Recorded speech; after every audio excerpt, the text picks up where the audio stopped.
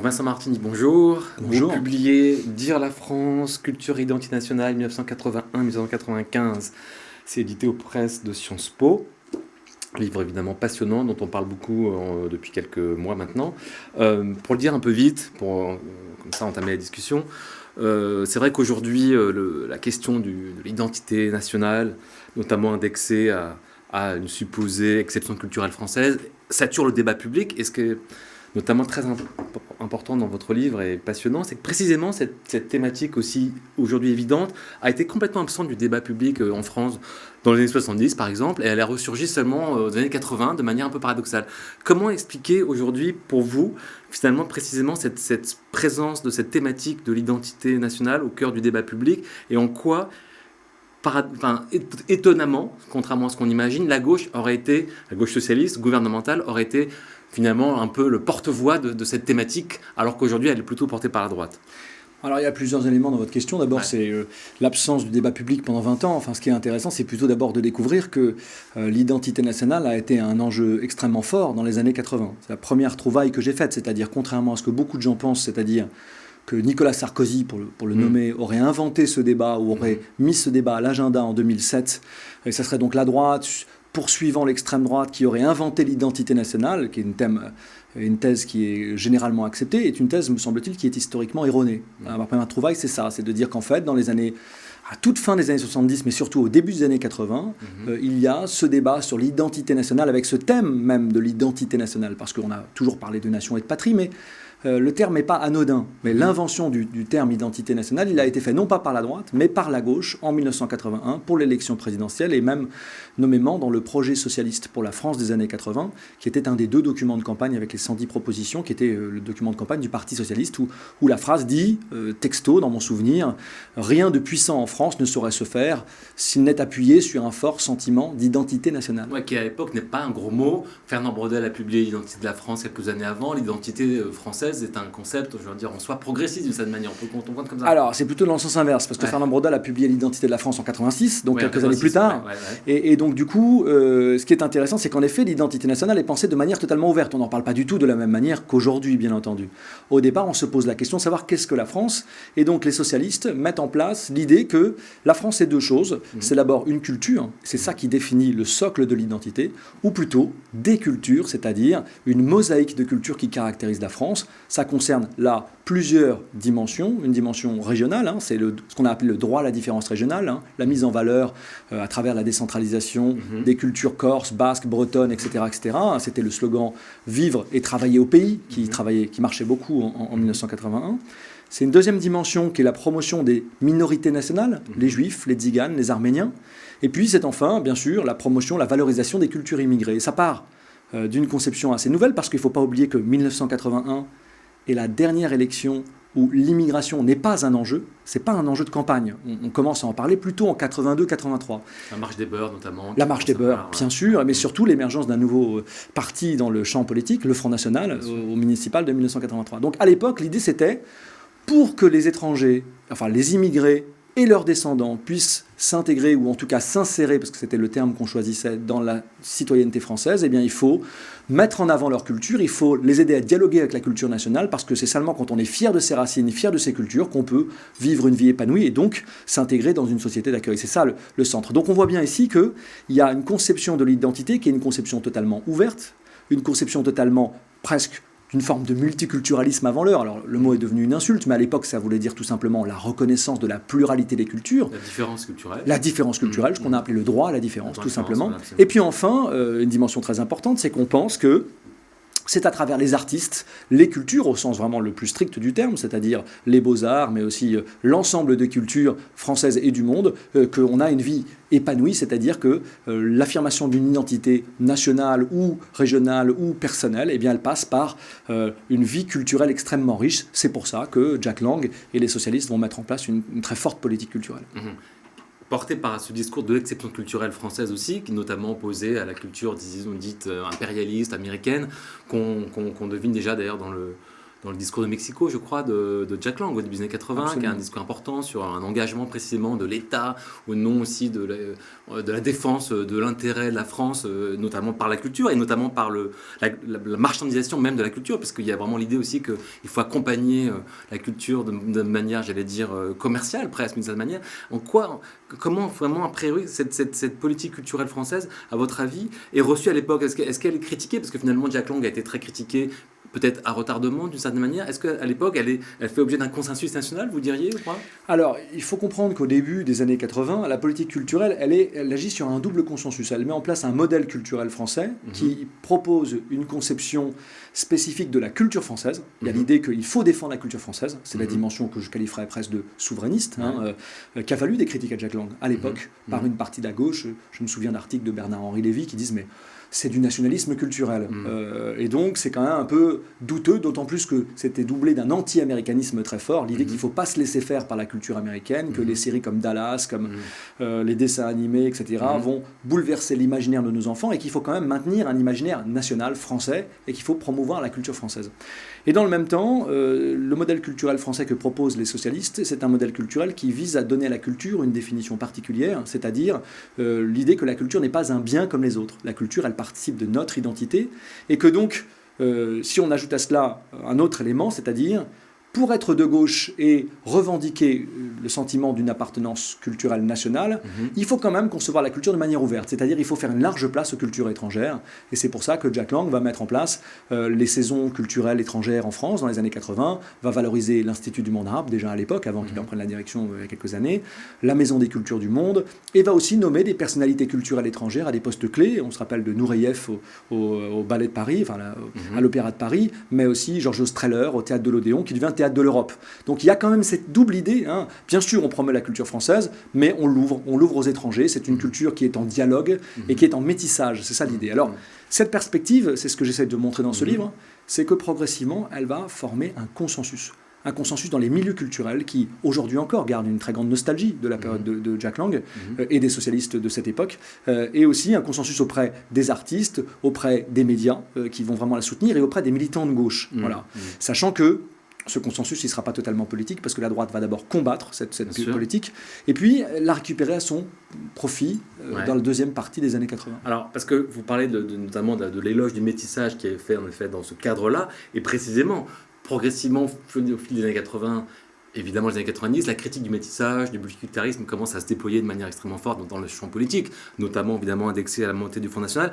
Comment précisément cette critique-là commence à basculer, et pour arriver finalement à un peu une thèse importante de votre livre, c'est comment finalement le thème de l'identité nationale est accaparé et comme un renversement ironique presque d'une certaine manière par la droite conservatrice, la plus réactionnaire, au point de faire que la gauche socialiste n'a plus du tout le privilège, en tout cas le monopole, disons, du récit de l'identité culturelle, et que maintenant l'identité culturelle est rattachée à l'imaginaire de la droite. C'est quand même ça que vous racontez dans votre livre, et qui est assez dingue. Pour revenir à cela, en effet, pour comprendre ce qui nous arrive aujourd'hui, c'est-à-dire qu'il faut comprendre en effet le milieu des années 80, un basculement qui va de ce que je viens de dire, c'est-à-dire une conception à la fois de défense de la culture française, de l'identité nationale à ce titre-là, mais aussi une ouverture à l'étranger, et comprendre que dans les années 80, au milieu des années 80, la droite, qui n'avait pas bien compris l'intérêt de la gauche pour les questions culturelles, va s'emparer de la question identitaire. Elle va comprendre là, par contre, qu'il y a une forme de rapt d'un héritage qu'elle considère comme le sien, c'est-à-dire la défense de la France. Et donc, elle va essayer de dire la France, d'où le titre de mon livre, d'une autre manière. Et cette façon de dire la France, elle va dire plusieurs choses. D'abord, elle va essayer de tourner le dos à la dimension pluraliste de la dimension identitaire socialiste. On n'est plus dans la défense des cultures françaises, mais dans la défense de la culture française. Il y a une culture ethno-historique, ancienne, de 15 à 20 siècles. Et donc, non pas que les cultures immigrées n'aient pas d'importance, mais il faut que les immigrés se fondent dans la culture française. C'est-à-dire, on ne valorise plus les différences, parce que l'argument est de dire nous aboutirons à une forme de libanisation de la France. C'était ça, l'argument qui d'ailleurs se maintient aujourd'hui. C'est intéressant de voir que sur les réseaux sociaux, on assiste beaucoup à cet argument-là, mais qui existe depuis 25 ans. Et puis, elle met en place l'idée d'une culturalisation de l'immigration. Oui, en effet, il y a des cultures différentes, mais justement, si les immigrés refusent de s'intégrer dans la culture française, alors il ne peut y avoir de commun. Et tout ça va être en plus, accéléré par une forme de retour de la culture républicaine et des traditions républicaines dans le champ politique et intellectuel, avec un certain nombre d'intellectuels et d'acteurs politiques qui vont s'emparer de la République en disant « nous devons faire commun. Et c'est quoi faire commun? C'est avoir une culture commune.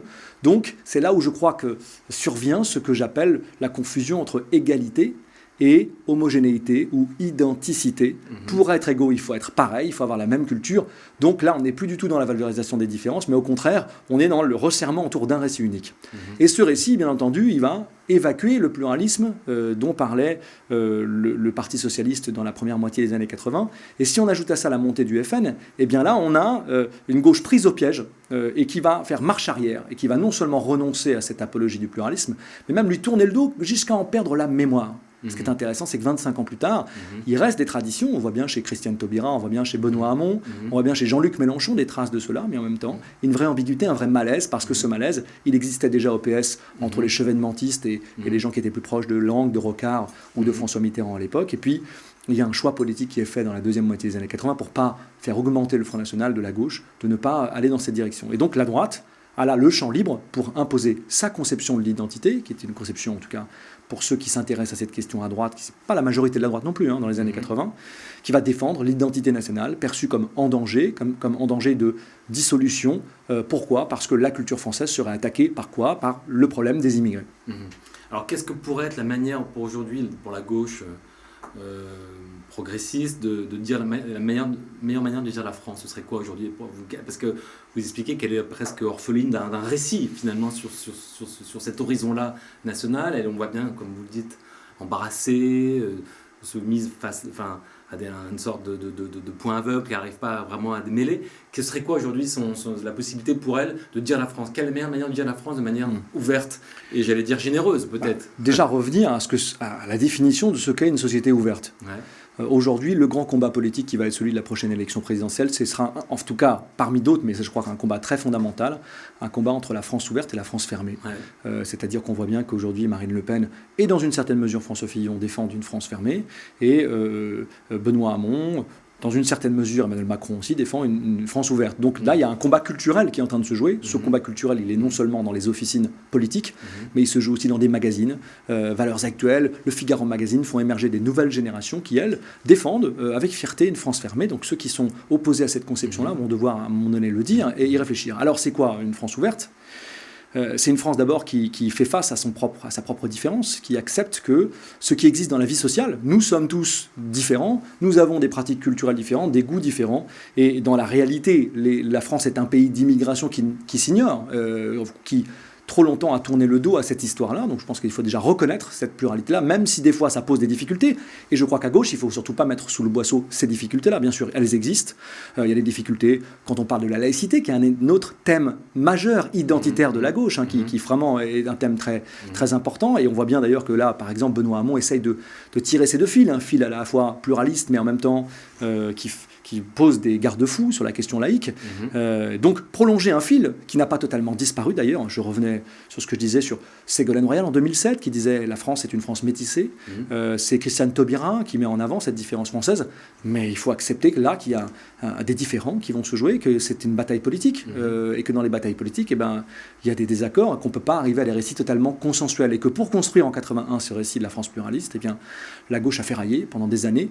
Donc il faut reprendre le chemin à la fois des idées, des lectures, de savoir un peu ce qu'on défend. Donc, il me semble que c'est des éléments qui pourraient poser les bases d'une France ouverte, que moi en tout cas, en tant que chercheur, mais aussi en tant que citoyen, je pense qu'il y a une histoire là intéressante qui nous ressemble et qui ressemble à un certain visage de la France.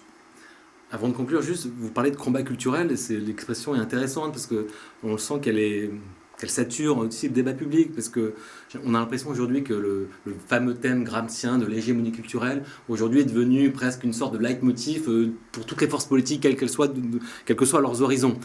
Comment expliquer pour vous cette prolifération de cette thématique-là et finalement son succès au sein des politiques eux-mêmes? Comme si Sarkozy, qui s'est lui-même revendiqué gramscien en 2007, avait presque finalement posé cette règle maintenant comme une sorte d'évidence. Tout le monde se dit gramscien aujourd'hui d'une certaine manière. Alors c'est intéressant ce que vous dites, parce que justement j'en parle un peu dans mon livre, c'est l'émergence de Gramsci dans la vie politique française dans les années 70 au Parti socialiste. Cette idée qu'il n'y a pas de victoire politique et économique, à l'époque c'était la transformation du capitalisme, sans une victoire culturelle préalable. Il faut qu'on accepte d'abord vos idées. Et en fait, ce à quoi on assiste dès la deuxième moitié des années 80, c'est que Gramsci est emprunté par la droite. En fait, la droite découvre Gramsci, d'abord avec des acteurs politiques comme Philippe de Villiers, qui dès les années 80 a un discours là-dessus. Et on voit aujourd'hui qu'en effet, Gramsci fait l'objet d'une sorte de renaissance dans le champ politique. J'allais dire plus encore à droite qu'à gauche. Ouais. Moi, j'ai l'impression que justement, là, la gauche est assez muette sur l'hégémonie culturelle. Bon, il y a des auteurs comme Gaël Brustier qui essayent de faire renaître Gramsci, mais enfin, c'est une renaissance qui, en tout cas, au Parti socialiste, est plus une esthétique qu'une pratique. À ce titre-là, je trouve que Gramsci ne revient pas. Alors, pourquoi est-ce qu'on insiste à un retour de Gramsci ? Tout simplement parce qu'il me semble que certains acteurs politiques ont compris qu'aujourd'hui, contrairement à ce qu'on a pensé pendant très longtemps, on ne vote pas sur des enjeux, on ne vote pas vraiment même sur de l'économie, on ne vote pas sur les critères sociologiques traditionnels, mais les imaginaires sont une dimension déterminante du vote, les valeurs, mais aussi cette dimension irrationnelle de psychologie sociale, parce que la Ve République, pour le meilleur et à mon sens aussi pour le pire, a survalorisé la présidentialité des candidats, et que là, on fait appel directement à des imaginaires, des histoires, des narrations. Je reviens toujours à ce titre, dire la France. Une élection présidentielle, c'est une façon de dire l'histoire de France, de dire quel est son passé, son présent et son avenir. Et donc, bien sûr, ça laisse beaucoup de place là à un combat culturel, à un combat d'imaginaire. Et je crois qu'il en a toujours été ainsi dans la réalité. On ne parlait pas de Gramsci, mais fondamentalement, cette conception-là a toujours existé. Mais elle est particulièrement visible aujourd'hui. Est-ce que vous diriez, pour finir, que le thème de l'identité va être au cœur de la campagne présidentielle à venir ? Est-ce que vous sentez que c'est une thématique qui va s'imposer, ou est-ce que sa confusion peut-être va l'occulter ? Comment vous voyez cette thématique dans le débat tel qu'il est en train aujourd'hui de se dessiner ? Alors, on a cru un peu, après les primaires de la droite, tout d'un coup que la victoire de François Fillon verrait l'éviction du thème de l'identité, et la gauche s'en frottait les mains, parce que comme elle n'avait pas beaucoup de choses à dire sur cette question, elle avait perdu un peu ses armes, elle se disait, on va revenir à un débat normal. Il me semble là que c'est faire une grave erreur. D'abord parce que Marine Le Pen en fera un objet central de la campagne, donc à ce titre-là, il va falloir répondre. Qu'on observe qu'Emmanuel Macron essaye, parfois maladroitement, de se positionner, mais un peu un coup pour faire un discours sur Jeanne d'Arc, un coup pour faire un discours sur la colonisation crime contre l'humanité. Benoît Hamon est en train d'élaborer sur ces questions-là une dimension. Que ça s'appelle identité ou pas n'a pas d'importance. À partir du moment où l'élection parlera d'immigration, elle parlera de qu'est-ce que c'est qu'être français, toutes les élections viennent parler de la France. Donc à ce titre-là, j'allais dire, toutes les élections ont une dimension identitaire. Bon, la question, c'est dans quelle mesure ce thème il sera très instrumentalisé. Moi, il me semble que ça sera un enjeu majeur. Encore une fois, on peut le regretter, je veux dire. Mais il me semble que c'est indiscutable que l'élection présidentielle, à partir du moment où c'est le rendez-vous politique de la Ve République, parle de ce qu'est la France. Donc à ce titre-là, il faut peut-être arrêter, je crois, en tout cas à gauche, d'avoir peur de ce thème, mais au contraire s'en emparer.